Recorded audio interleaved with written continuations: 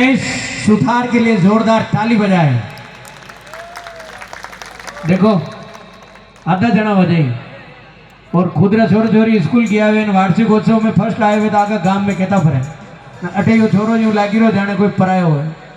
आप सभी से मेरा निवेदन है, आपका बच्चा है, आपके क्षेत्र का है, एक बार दोनों हाथ उठाकर इसके लिए आशीर्वाद दें। आप हो सकता है कि आपका नाम रोशन कर दे, आपके मेवाड़ का गुणगान कर दे। छोटी सी एक इसका मन है, संगीत अपनी जगह है, लेकिन एक इसका जैसा भी मन है छोटा सा। सभी को जय श्री कृष्णा। मैं यहाँ विराजे सभी अतिथियों को प्रणाम करता हूँ। मैं जगत जननी माँ पिपलाद माता को प्रणाम करते हुए उनकी स्तुति में रामायण के कुछ चौपाइयाँ प्रस्तुत करता हूँ कि जय जय गिरिवर राज किशोरी, जय महेश मुख चंद चकोरी, जय गजबदन खड़ानन माता, जगत जनन दामिनी दुति गाता। नहीं तो वहाँ तो नहीं जाना। भय भव भव विभव पराभव कारिणी, विश्व विमोहिनी समस विहारिणी। अर्थात इसका अर्थ है कि गोस्वामी तुलसीदास जी ने संपूर्ण दुर्गा सप्तशती जो आपने नवरात्रि में पढ़ी जाती है, संपूर्ण दुर्गा सप्तशती का सार निचोड़ कर इन चौपाइयों में लिख दिया है। यानी चौपाइयों को पढ़ने से भी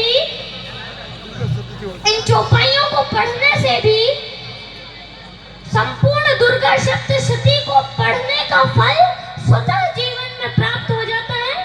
इसमें कोई दुर्भाग्य, इसमें कोई ऐसा विघ्न संशय नहीं है। अब मैं आपके सामने चित्तौड़ दुर्ग, मेवाड़ का जो चित्तौड़ दुर्ग है, उस पर एक कविता प्रस्तुत करता हूँ कि रावण बोले चट्टानी योद्धाओं शस्त्र संभालो, करो भुजाली कर्म और फिर दोहरी धार लगा लो। माना दुश्मन अधिक और हम सब संख्या में कम है, किंतु विजय या वीर गति जो लेने में क्या गम है।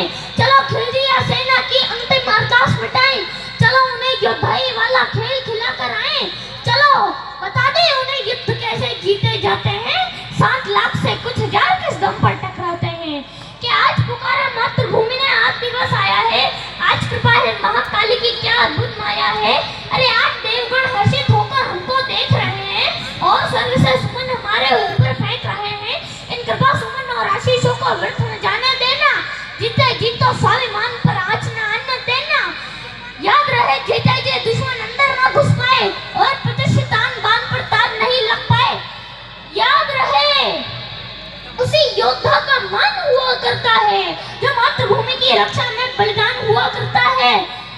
चलो उन्हें तो पहले कफन बांध लो सिर पे, फिर भगवा बंधवाओ, इस जीवन की महाकाल को अंतिम भेंट चढ़ाओ।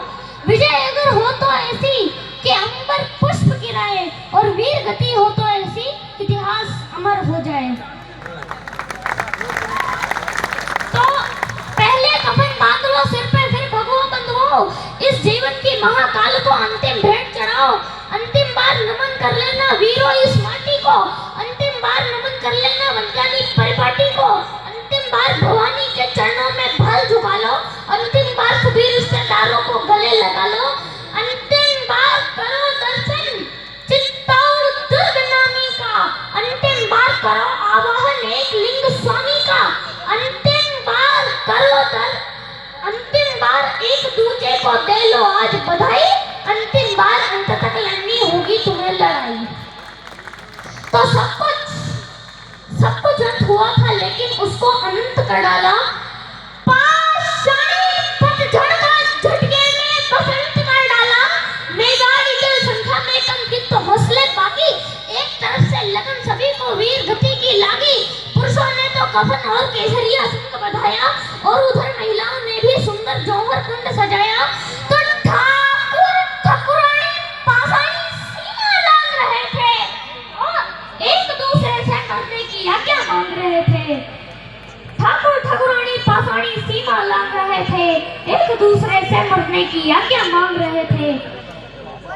तो योद्धाओं ने शस्त्र संभाले, जीन तरी घोड़ों पे माथे पर माटी लगवाकर हुई होड़ होड़ों से होड़ लग गई। एक दूसरे से पहले कौन मरेगा, सबसे पहले रक्त गिलन मिट्टी का कौन करेगा, सबसे पहले दुश्मन दल में जाकर कौन मचेगा, सबसे पहले खिलजी की छाती पर कौन हंसेगा, सबसे पहले माँ जननी का कौन दुलार करेगा, सबसे पहले मातृभूमि का कौन श्रृंगार करेगा।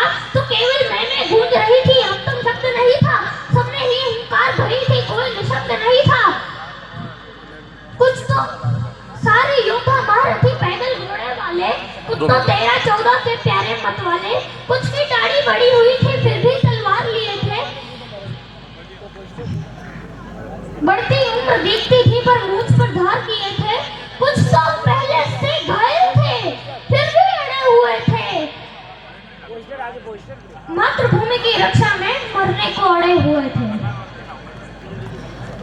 तो रावण बोले, योद्धाओं तुम ही हो गौरव गान बचाने वाले, तुम सभी हो स्वामी भक्त अरमान बचाने वाले, तुम ही हो रानी पद्मिनी की आन बचाने वाले, नमन तुम्हें है पूरा हिंदुस्तान बचाने वाले।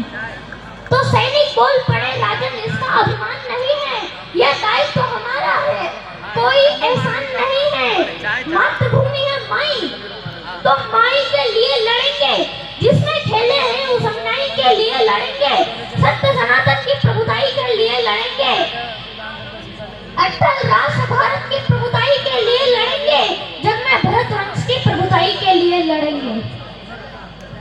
तो सैनिक तो कल का सूरज चढ़ते ही आरंभ कीजिए राजन, एक लिंग की शपथ युद्ध प्रारंभ कीजिए राजन, कल का सूरज देखेगा इन दिल वालों का जलवा, लाखों से लड़ने वाले माँ के लालों का जलवा। कल जीवन का अंत दिवस, कल का रण उत्सव होगा, तलवारें नंगी नाचेगी, भीषण उत्सव होगा। कल यदि काल स्वयं आया तो उससे भी काल भरेंगे, इस मिट्टी के लाल रंग को गाढ़ा लाल करेंगे।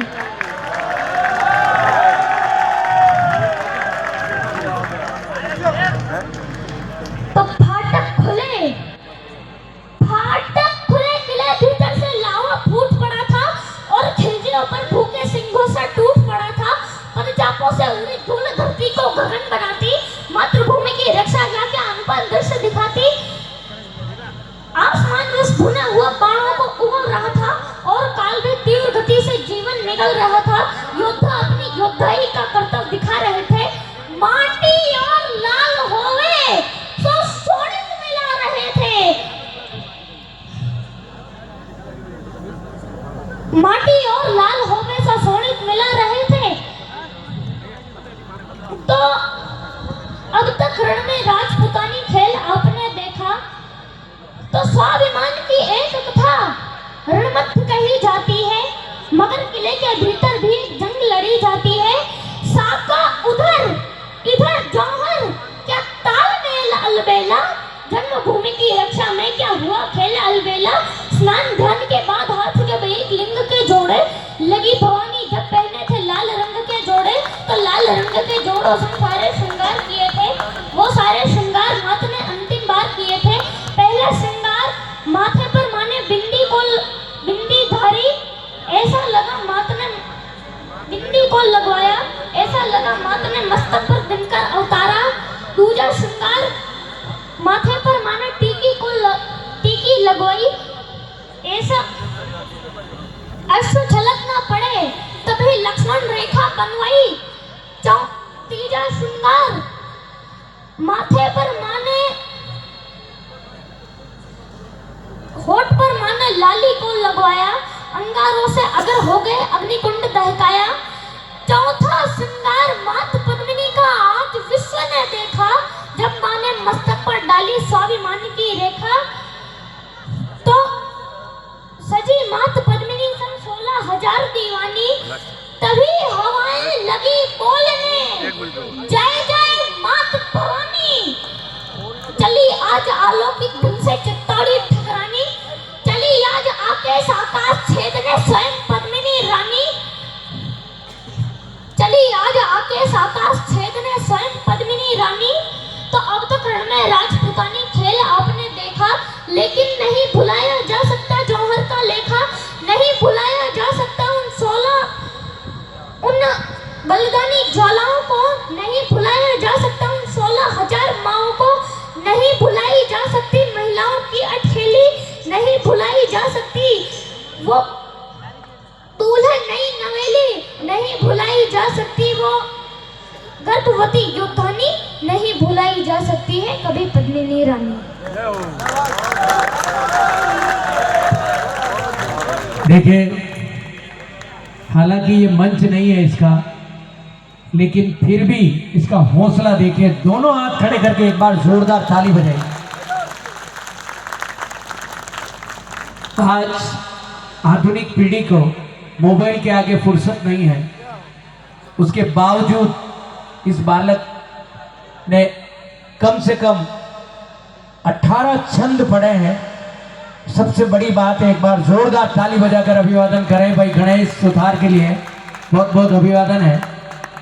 इसी प्रकार से खूब आगे बढ़ते रहें और इतने छंदों को याद करना, और याद करने के बाद में अच्छे अच्छे रुक जाते हैं। बड़े बड़े कवि ऐसे देखकर गाते हैं, लेकिन ये अपने आप में एक मिसाल है। धीरे धीरे आगे बढ़ेगा, उम्र का पड़ाव है, लेकिन फिर भी लोक संस्कृति के द्वारा माता पिता के प्यार के साथ में एक मेवाड़ का गौरव धीरे धीरे कहीं न कहीं इसकी कलम आगे बढ़ेगी। पुनः गणेश सुथार के लिए बहुत बहुत अभिवादन। लीजिएगा आप सभी, नाचे झूमे आनंद ले।